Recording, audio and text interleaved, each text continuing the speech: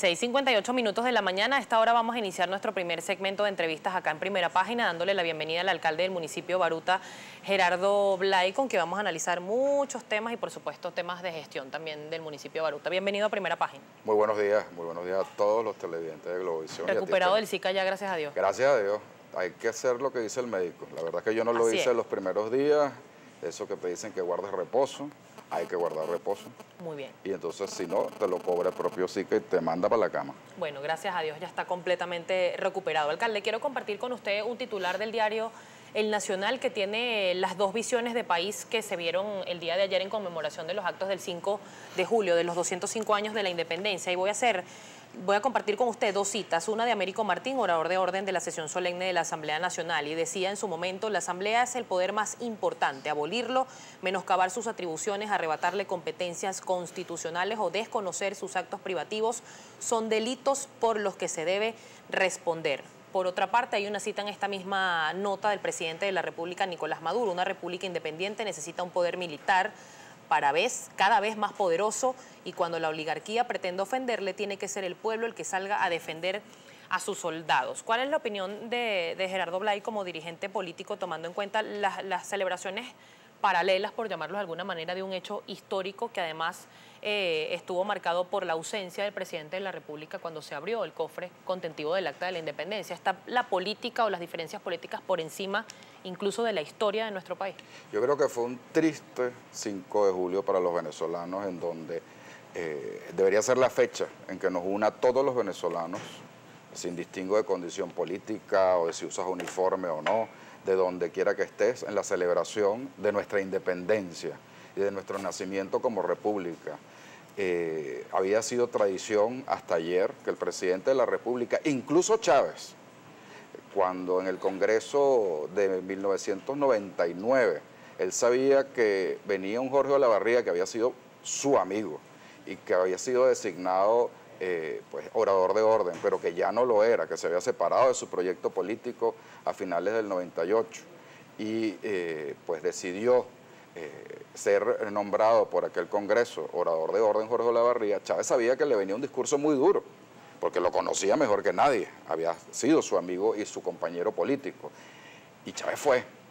Y Chávez estuvo ahí estoico escuchando aquel discurso muy duro contra el presidente Chávez. Recuerdo que fueron todos los poderes y que en ese momento Cecilia Sosa era la presidenta de la Corte Suprema de Justicia y en mitad del discurso se paró y se fue. Fue criticada por mucha gente, fue alabada por otros, pero estuvo allí también. Yo creo que un presidente de la República que no asiste a un parlamento simplemente es un síntoma de la división gigantesca que tenemos en el país y la imposibilidad de sentarnos todos juntos ante un proyecto común que nació con esa independencia. Creo además, por lo que decías allí de las citas, para referirme exactamente a la cita de Américo, que en primer lugar hay unos errores gigantescos conceptuales. La abolición se refiere en derecho no a instituciones, sino a leyes o a costumbres. Cuando este personaje del Gran Polo Patriótico habló de vamos a abolir la Asamblea Nacional, el Parlamento Nacional, en primer lugar no sabe ni lo que estaba diciendo. A lo mejor quiso decir vamos a disolver. Y la única fórmula constitucional para disolver el Parlamento es que el Parlamento vete por 3 oportunidades continuas al vicepresidente de la República y entonces el presidente de la República puede ejercer el derecho a disolver el Parlamento. Es solo competencia del Ejecutivo. Y es solamente del presidente después de 4 vetos con mayoría calificada que destituyan a 3 vicepresidentes continuados. Y eso no puede hacerse en el último periodo, el último año del periodo constitucional de la Asamblea Nacional.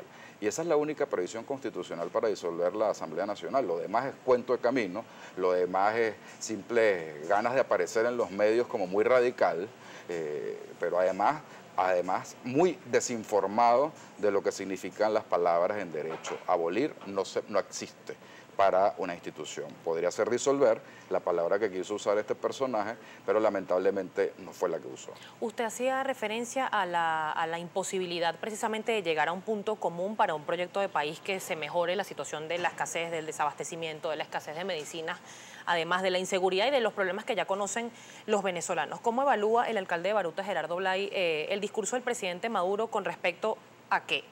hace días pasados se aseguraba o se invitaba o se decía por parte del presidente de la República, Nicolás Maduro, que se reconocía a Henry Ramos Ayub como presidente de un poder electo por el pueblo, pero ayer no vas a una sesión a la que fuiste convocado por ese presidente que dijiste reconocer. ¿Cómo se evalúa ese tipo de discurso? No solamente no fue él, no fueron tampoco los otros representantes de los otros poderes públicos. Y se fueron todos al acto militar. Y la tradición en Venezuela es que el acto civil siempre ha sido primero, en segundo lugar, más importante. En tercer lugar, ahí está el acta de independencia de los venezolanos del 5 de julio, firmada por nuestros libertadores. Ese acto civil siempre ha sido mucho más importante y preponderante y se transmite siempre en cadena nacional. Y luego se va a celebrar el Día de la Fuerza Armada Nacional, que es Día de la Fuerza Armada Nacional porque hubo un acta de independencia el 5 de julio. Es decir, primero es el acta de independencia, primero es el acta civil y primero es el discurso de orden. Y ahí acudían todos los poderes, sin importar si se está en minusvalía o en mayoría dentro de un Parlamento Nacional. Ese es el respeto institucional, porque esa fue la voluntad del pueblo. Y el poder civil está por encima del poder militar. Es más, el poder militar, conforme a la Constitución, está sujeto al poder civil. Cuando todos los poderes se van, menos y no se invita incluso, porque lo dijo Henry Ramos, al Poder Legislativo Nacional, al acto militar, entonces estamos ante una división clarísima del poder. Unos que dependen de ese poder militar para sostenerse allí y por eso tiene ese discurso tan incendiario y en contra del presidente de la Asamblea Nacional y el propio Parlamento, con el desprecio de no haber ido al acto civil que se estaba realizando en la Asamblea Nacional. Pero ese es un mensaje muy fuerte. Y el otro es un mensaje civil donde está el acta de independencia, donde se abre ese cofre, donde los venezolanos por un día al año pueden acudir a ver ese acta de independencia con sus ojos, ver nuestra historia. Y yo creo que ahí hay dos formas de entender lo que está pasando. Hay un poder que se aferra al poder porque no quiere contarse, y hay otro poder que viene de la legitimidad de los votos expresadas en las últimas elecciones nacionales que tuvimos, que fue el 6 de diciembre, que quiere seguir siendo poder civil. Alcalde, precisamente el poder del voto, el referéndum revocatorio, a nivel de laxos hay muchas dudas. Obviamente cada sector político defiende su parte, la oposición asegura que sí se cumplen los laxos, por otra parte el Partido Socialista Unido de Venezuela dice que no. Gerardo Blay, como además como experto en leyes, ¿qué posición tiene? ¿Hay o no se cumplen los laxos para hacer el referéndum revocatorio este año? Mira, ¿De qué depende que no se haga? Todos los cuentos que yo he escuchado, porque no son más que cuentos y fábulas y además inventos de parte de los voceros oficiales sobre cómo interpretar el reglamento y cómo ha sido este proceso. Ha sido un proceso realmente escabroso para llegar a tener el 1% de la firma. Yo te voy a poner un ejemplo muy sencillito. La circunscripción electoral de un gobernador es un estado. La circunscripción electoral de un alcalde es su municipio. La circunscripción electoral del presidente de la República es todo el territorio nacional. Bueno, aquí se cometió la inmensa ilegalidad de determinar que para recoger este 1% tenía que ser 1% por cada estado. Eso no lo dice la Constitución. Eso lo dice el reglamento del Consejo Nacional Electoral, que es inconstitucional. La circunscripción del presidente de la República es nacional. Por lo tanto, ese 1% ha podido recogerse solamente en el área metropolitana de Caracas, si le daba la gana a quienes estaban promoviéndolo. Pero el CNE determinó que tenía que ser 1% por cada estado. Y si no se recogía en un estado, no valía para la acumulación del 1% nacional.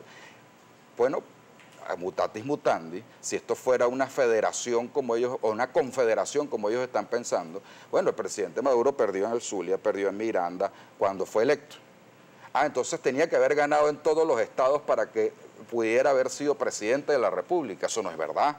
Tenías que sumar todos los votos del presidente de la República, fueran de donde fueran, sumaban por el mismo pote. Así que todo el 1% para estas firmas suman para el mismo pote, igual que para el 20%. Lo que pasa es que nos pusieron la traba y la superamos. Ahora están inventando 20 días para que esas huellas puedan ser verificadas en el sistema más perfecto del mundo. Yo me imagino, tú como periodista, yo como político, seguí esa elección española, por ejemplo, de manera directa a través de la televisión española y a través de Antena 3, etc. Pasaron varias cosas interesantes.